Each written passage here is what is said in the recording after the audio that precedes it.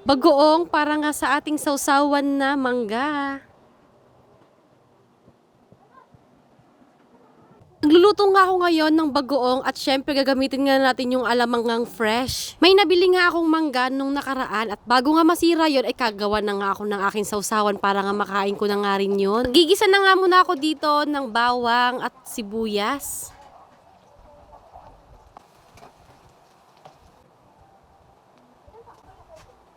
At pag okay na nga, tsaka naman natin lalagay nga ang ating fresh na alamang. Pag talaga ako gagawa ng bagoong, gustong-gusto talaga yung fresh na alamang nga. Wala lang, gusto ko lang. Mabalik nga tayo sa ating niluluto, ayan na nga at malapit na nga talagang masunog. Nilagyan ko na nga pala dyan ng suka para nga naman yan na nga magpapaluto dyan. By the way mga mi, ito nga pala ay version kong pagluto to ha. Huwag nyo akong i-judge kung iba ang aking pagluto ng alamang. Naglagay na nga rin pala ako dyan ng siling haba at saka siling pula. At dahon din ng sibuyas. Pagkahalo ko nga niyan, naglagay nga pala ako dyan ng Knorr cubes at saka ito nga oyster sauce. Naglalagay na nga rin pala ako ng mga pampalasa pa nga itong ang ginisa mix. Hindi na nga pala ako maglalagay ng asin dyan kasi nga naman maalat na nga ang ating alamang.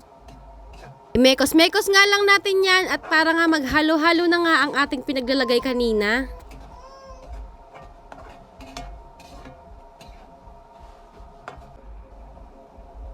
Maglalagay nga rin pala ako ng asukal dyan para nga naman manamis-namis nga ang ating bagoong.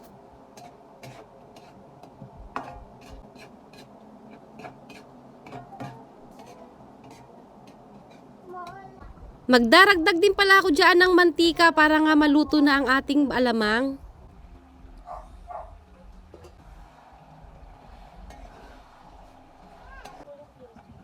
Pabili ka na?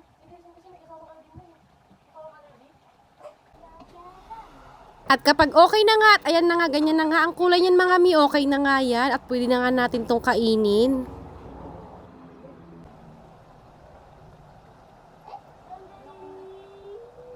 Nang okay na nga tong bagoong natin, ito nga nire-ready ko na nga rin pala tong ating mangga.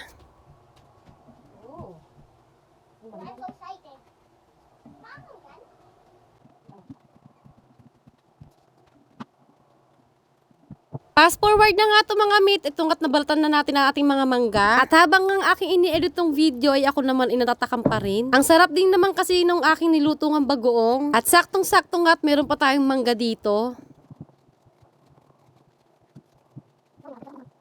At nang okay na nga ang lahat, naglagay na nga ako ng bagoong dyan sa gilid. Ayan na nga mga mi, okay na nga ang ating bagoong na alamang. At ang ating mangga. At pwede na nga tayong kumain mga mi, tara kain tayo.